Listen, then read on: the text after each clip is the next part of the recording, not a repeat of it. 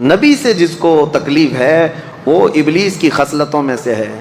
بہت سارے لوگ آج یہ کہتے ہیں ہم تو موحد ہیں، توحید توحید توحید، یعنی اللہ کی طرف، عبادت کی طرف ہم سب جو ہے بہت ایکٹیو ہیں، اور پھر وہ کہتے ہیں باقی یہ سب قبر پجوے ہیں، ہاں باقی سب بدعتی ہیں، شرک کرنے والے ہیں۔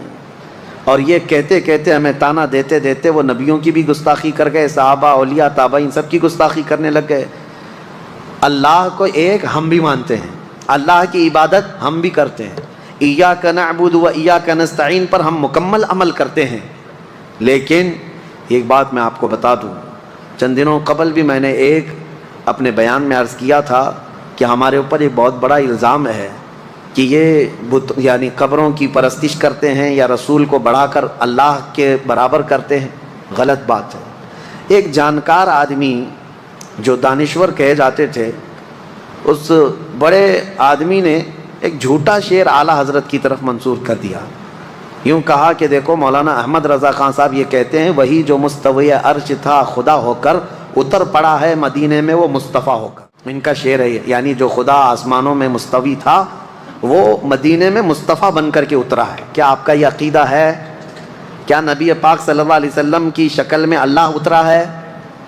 ایسا اگر کوئی عقیدہ رکھتا ہے تو ہم اس کو مشرک کہتے ہیں۔ حلول کا عقیدہ ہمارا نہیں ہے، یہ اعلیٰ حضرت کا شعر ہے ہی نہیں، لیکن تم تراق سے کچھ لوگ ان کی طرف منسوب کر کے اور اس پہ بھی بڑے بڑے بیانات بھی دے جاتے ہیں۔ بیچاروں کے علم کی کمی ہے۔ میں آپ کو بتاؤں، امام اہل سنت فاضل بریلوی نے حلول کا عقیدہ تو چھوڑو، قبروں کے سامنے جھکنے کو منع فرمایا، قبر سے 4 قدم دور کھڑے ہونے کا حکم دیا، قبر کو چومنے سے بھی منع کیا، سجدہ تو دور کی بات ہے، چومنے سے بھی منع کیا، دور کھڑے رہے۔ عبادت ہمارے ہاں صرف اور صرف اللہ رب العزت کی ہے، صرف اللہ رب العزت کی ہے۔ نبی پاک صلی اللہ تعالیٰ علیہ وسلم کی ہم عظمت کرتے ہیں۔ اب میں آپ کو بتاؤں ان میں اور ہم میں فرق اتنا ہی ہے کہ وہ توحید کے نام پر نبی کو گرا دیتے ہیں، لیکن ہم کیا کہتے ہیں؟ میں مانتا ہوں اے عقل والو میرا محمد خدا نہیں ہے، مگر دلوں میں یہ نقش کر لو کہ وہ خدا سے جدا نہیں۔ یہ ہمارا، ہم نبی اکرم صلی اللہ تعالیٰ علیہ وسلم کی عظمت کو دل و جان سے تسلیم کرتے ہیں۔ اسی لیے اعلیٰ حضرت نے فرمایا ہے مومن وہ ہے جو ان کی تعظیم پہ مرے دل سے، مومن وہ ہے جو ان کی تعظیم پہ مرے دل سے۔ نجدی بھی تو کرتا ہے تعظیم مرے دل سے، نجدی بھی تو کرتا ہے تعظیم، دونوں جگہ مرے دل کا مطلب سمجھ گئے نا؟ ہاں ہوشیار لوگ ہیں سمجھ جائیں گے۔ ابلیس نے سجدہ نہ کر کے ہمیشہ کے لیے مردود ہونا قبول کر لیا۔ اب سنو، اللہ فرماتا ہے میں تجھے وقت دیتا ہوں قیامت تک کا۔ اس نے کہا فَبِمَا أَغْوَيْتَنِي لَأَقْعُدَنَّ لَهُمْ صِرَاطَكَ الْمُسْتَقِيمَ، مولا میں تیرے سیدھے راستے پر بیٹھ جاؤں گا، اور جو اس راستے سے گزرے گا میں دائیں بائیں آگے پیچھے سے آ کر کے اس کو گمراہ کروں گا۔ اللہ تعالیٰ نے فرمایا ٹھیک ہے تو گمراہ کرتے رہے، لیکن اللہ فرماتا ہے لَأَمْلَأَنَّ مِنْكَ وَمِمَّنْ تَبِعَكَ، یعنی جہنم کو میں تجھ سے اور تیرے پیروکاروں سے بھر دوں گا، اللہ نے فرمایا۔ اب یاد رکھو میرے عزیزو، جو ابلیس کے پیچھے چلا اللہ اس سے دوزخ کو بھر دے گا۔ اب اس نے سٹارٹنگ کہاں سے کیا، شروعات کہاں سے کی؟ آدم علیہ السلام کو پیدا کرنے کے بعد اللہ نے آدم علیہ السلام کو جنت میں رکھا۔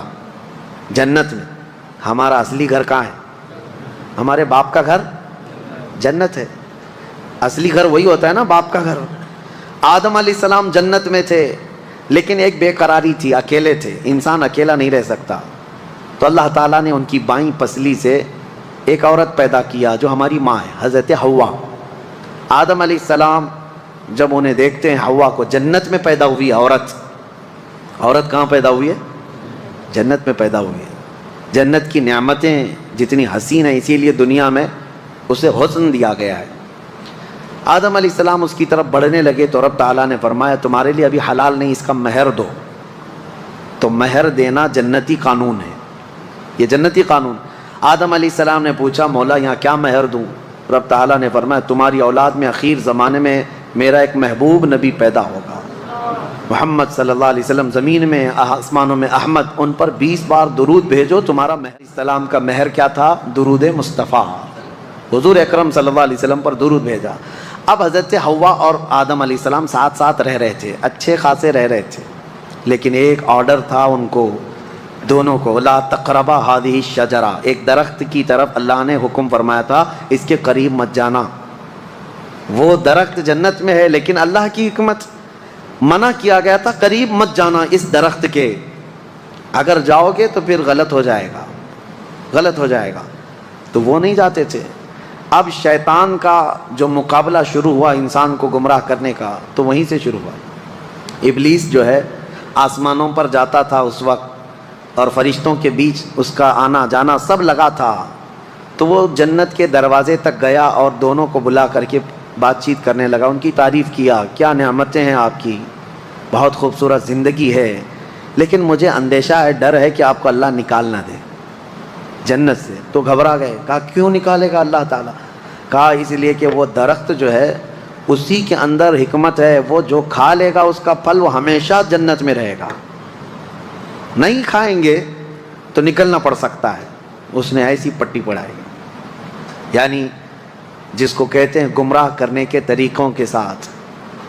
آدم علیہ السلام کے پاس اس نے اس طرح کہا، آدم علیہ السلام پھر بھی منع کرتے رہے، نہیں میرے رب کا حکم ہے میں نہیں کھاؤں گا، لیکن بی بی حوا نے کہا آپ نہیں کھائیں گے، میں توڑ کے لاتی ہوں، میں توڑ کے لاتی ہوں، پھل کھا لیں گے دونوں۔ اللہ نے قریب جانے سے منع کیا، کھانے سے منع تھوڑی نہ کیا، یہ بھی شیطان کی دلیل تھی، شیطان کی دلیل۔ کچھ لوگوں کے پاس ابھی ایسی منطق ہوتی ہے، لفظوں کی منطق، یہ نہیں کہا یہ نہیں کہا، مقصد کیا ہے اس کا وہ تو پتہ ہے۔ تو حضرت حوا نے کہا میں توڑ کر کے لاتی ہوں، وہ توڑ کر کے لے بھی آئی۔ وہ کس چیز کا پھل تھا واللہ عالم، درخت سے پھل لے کر کے آئی، آدم علیہ السلام نے آدھا کھا لیا، وہ بھی آدھا کھا لی، جیسے ہی کھائے ان کے کپڑے اتر گئے، جنت میں ہی سے لباس اتر گیا پورا۔ وہ گھبرائے بہت زیادہ، شیطان اپنا کام کر چکا تھا، وہ چلا گیا۔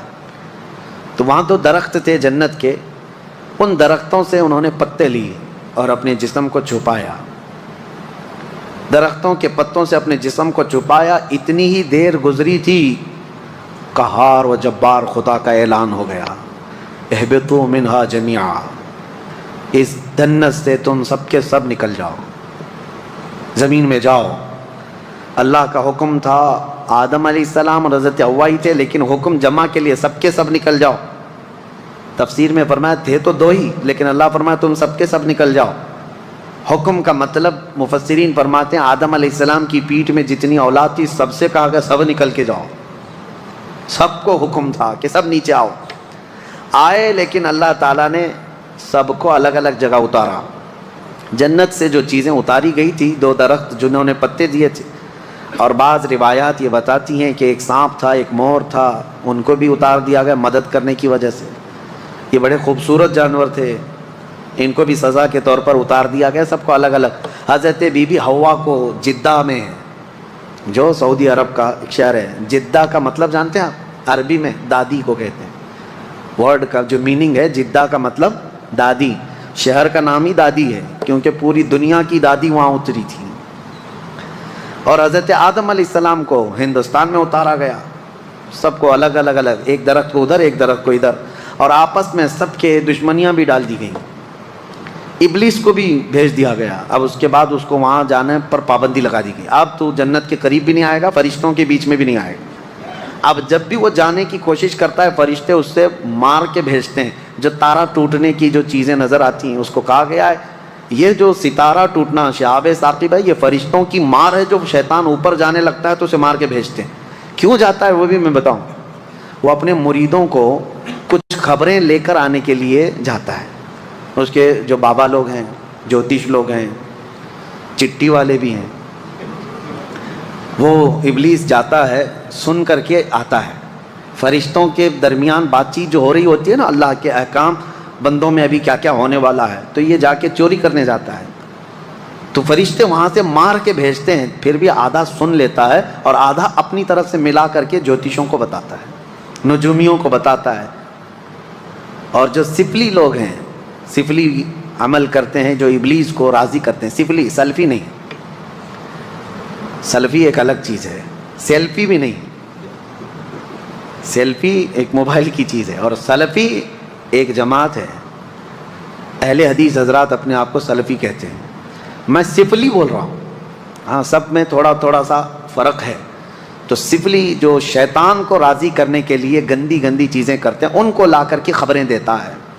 تو ابلیس کا جانا آنا اس وقت سے بند کر دیا گیا تھا. اب آدم علیہ السلام اور حضرت حوا کی ملاقات نہیں ہوئی کتنے سال تک؟ 350 سال تک. آدم علیہ السلام روتے رہے روتے رہے.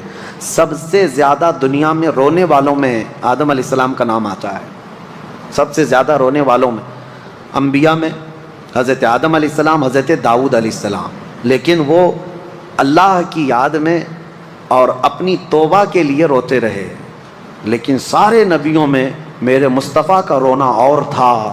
وہ کس لیے؟ وہ صرف اپنی غریب امت کے لیے. اللہ کیا جہنم اب بھی نہ سرد ہوگا، رو رو کے مصطفیٰ نے دریا بہا دیے. میرے آقا نے بھی رویا لیکن اپنی امت کے لیے. اب 350 سال کے بعد، اب میں اپنی بات سمیٹ رہا ہوں، 350 سال کے بعد آدم علیہ السلام کو ایک بات یاد آئی کہ جب ان کی روح ڈالی گئی تھی جسم میں تو آنکھیں جیسے کھلی، آسمان کے ہر دروازے پر، جنت کی ہر دیوار پر انہوں نے ایک نام دیکھا تھا، لا الہ الا اللہ. حضور صلی اللہ علیہ وسلم کا نام وہاں پر احمد ہے. حضور کا نام اللہ کے نام کے ساتھ ہر جگہ انہوں نے دیکھا تھا. آدم علیہ السلام نے 350 سال کے بعد یوں عرض کیا، اے مولا، جو نام تجھے سب سے زیادہ پسند ہے، جس نام کو تو نے اپنے نام کے ساتھ رکھا ہے، اس کے وسیلے سے عرض کرتا ہوں میری توبہ قبول فرما. قرآن میں بھی رب تعالیٰ فرماتا ہے فوراً اللہ نے جبرائیل امین کو بھیجا، ہے صفی اللہ کو حاجت رسول اللہ کی. وہ جہنم میں گیا جو ان سے مستغنی ہوا، میرے آقا سے جو دور ہوا، اعلیٰ حضرت فرماتے ہیں دوزخ میں جائے گا. ہے خلیل اللہ کو حاجت رسول اللہ کی. حضور اکرم صلی اللہ علیہ وسلم کے وسیلے سے توبہ قبول ہوئی. جبرائیل امین علیہ السلام آئے، بشارت دی کہ اللہ تعالیٰ نے آپ کی توبہ قبول فرمائی. اب آپ کو حکم دیا جاتا ہے. آدم علیہ السلام جب آئے تھے تو جبرائیل علیہ السلام خود ہی ان کو یہاں کی کھیتی باڑی اور کام کاج سکھا کر گئے تھے. جنت کے 3 دانے لا کر کے دیے تھے، یعنی ایک گیہوں کا دانہ اور ایک کوئی دانہ، یہ 3 دانے وہ اتنے بڑے بڑے تھے، دانے جنت سے لائے گئے تھے. اور وہ بو کر کے اس کی کھیتی اور اس کی فصل اگا کر کھانے پینے کے طریقے ساری چیزیں آدم علیہ السلام کو وہ دے کر کے گئے تھے. اور یہ روایت میں ملتا ہے جنت کا آیا ہوا دانہ بہت بڑا تھا، اور پہلے کے دور میں اناج بڑے ہوتے ہوتے چھوٹے چھوٹے، اس میں ایولیشن ہوا ہے. اب جو گیہوں کا دانہ وہ پکڑنے میں بھی نہیں ملتا. فرمایا گیا کہ جیسے جیسے انسانوں کے گناہ بڑھتے ہیں اناج گھٹتا جاتا ہے، یعنی ان چیزوں کی مقدار میں کمی آنے لگ جاتی ہے. یہ آخری دور میں گیہوں تو گیہوں، انسانوں کے قد بھی چھوٹے ہو جائیں گے. پہلے لوگ 8-8 10-10 فٹ کے ہوتے تھے، اور آدم علیہ السلام کی ہائٹ تو 60 فٹ کی تھی. 60 فٹ اتنی لمبی بتائی گئی ہے. تو پہلے کے دور کے بعد یہ جو گھٹتی ہوئی آئی ہے. لیکن ایک بات پھر میں بتا دوں، کوئی کنفیوز نہ ہو، اس تھیوری پہ نہ چلے جائے کہ انسان اب بدل گیا. نہیں، انسان ہی تھا، انسان ہی ہے آج بھی. پہلے یہ اور بات ہے کہ ہائٹ بڑی تھی، جسم بڑا تھا، لیکن زمانے کے مرور ایام کے ساتھ ساتھ انسانوں کی ہائٹ کم ہوتی رہی. اور میرے آقا نے فرمایا قیامت کے قریب یہ لوگوں کے قد بھی کم ہوتے چلے. اب قریب اور قیامت کے ناٹے لوگ ہی رہیں گے. ہاں، اور یاجوج ماجوج کی جو شکل بتائی گئی وہ بھی بہت چھوٹی چھوٹی قد کے ہوں گے، جیسے چائنیز ہوتے ہیں. ہاں، ان کی آنکھیں چھوٹی چھوٹی ہوں گی، جیسی ان کی شکل ہے، لال رنگ کے ہوں گے، یہی شکل بتائی گئی ہے. اور پوری دنیا گھومیں گے، ہر چیز کھا جائیں گے جیسے چائنیز کھاتے ہیں. ہاں، یہ اس لیے بھی میں بول رہا ہوں کہ بعض جو دانشور ہیں، ایک امریکہ کے بڑے ڈاکٹر ہیں، انہوں نے کہا میری تحقیق کے مطابق یاجوج ماجوج آ گئے، وہ چائنیز ہی ہیں. دنیا میں سب سے زیادہ تعداد بھی ان کی ہے، اور سب سے زیادہ دنیا میں پھیلے بھی وہی ہیں، اور ہر چیز، ہر کیڑا مکوڑا سب کھاتے بھی وہی ہیں. لیکن ایسا نہیں ہے. یاجوج ماجوج ایک قوم ہے، وہ آئے گی، لیکن وہ اتنے سالوں تک چائنا کی طرح جیتی نہیں رہے گی. ہاں، وہ فساد مچائیں گے، لیکن چند دنوں کے بعد اللہ تعالیٰ ان کی گردن میں ایک کیڑا پیدا کرے گا. کوئی وائرس ہوگا اس زمانے کا، کوئی کورونا آئے گا، اور اس سے وہ ایک ساتھ پورے کے پورے ہلاک ہو جائیں گے. اور جو ڈاکٹر صاحب امریکہ کے جو میں کہہ رہا ہوں، وہ بڑے دانشور ہیں، مسلم اسکالر ہیں. ان کی تھیوری کے حساب سے انہوں نے جو کہا یاجوج ماجوج یہ چائنیز ہی ہیں، اس اعتبار سے شاید کورونا بھی چائنا میں آیا، ان کے اور یقین ہو گیا ہوگا، ان کو اور یقین ہو گیا ہوگا کہ حدیث میں جو کہا گیا اچھا یہ جو وائرس آیا یہ گردن میں ہی زیادہ پکڑتا تھا، ان کو اور زیادہ یقین ہو گیا ہوگا۔ لیکن یقین ان کو اس وقت فیل ہو جانا چاہیے کہ چائنیز مرے زیادہ نہیں ہیں، لیکن یاجوج ماجوج پوری کی پوری قوم ختم ہو جائے گی۔ بہرحال بات ادھر ادھر نہ جائے، قد جو ہے کم ہوتا چلا جائے گا قیامت کے قریب۔ آدم علیہ الصلوۃ والتسلیم کی خلقت کا یہ پورا واقعہ آج سورۃ الاعراف میں ہم نے ملاحظہ کیا ہے۔ اللہ کریم ہم سب کو قرآن عظیم کی ہر آیت پر عمل کی توفیق